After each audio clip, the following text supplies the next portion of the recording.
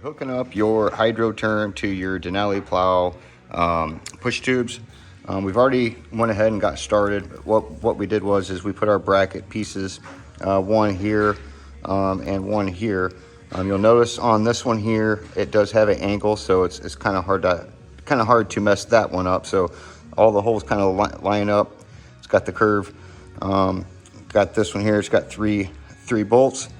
We went ahead and put our plate on here and our winch tab here, our bolts here. And what we did was, like, to get this one, because you know these come and these push tubes are all the way, or I'm sorry, this hydraulic shaft here is all the way in. So what we had to do is, like, we turn this in.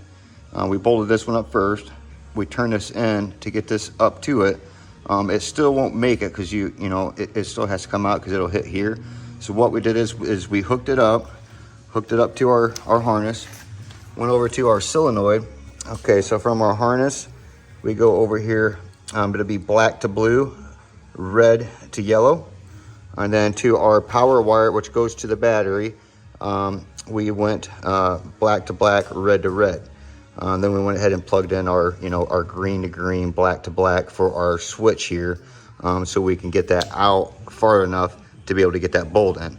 One thing to note is when you're trying to do this is make sure, like when you put this to power, first of all, make sure you got it to a 12-volt battery, and you will want to make sure that you connect your key on. This is your key on wire, which is red off of this switch, to that same positive on the battery. It will not work unless that's done.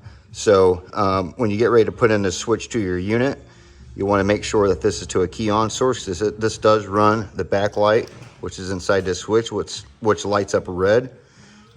So make sure, like, when you hook this up to your battery, you'll hook it straight up to the battery. This here will go to a key on source.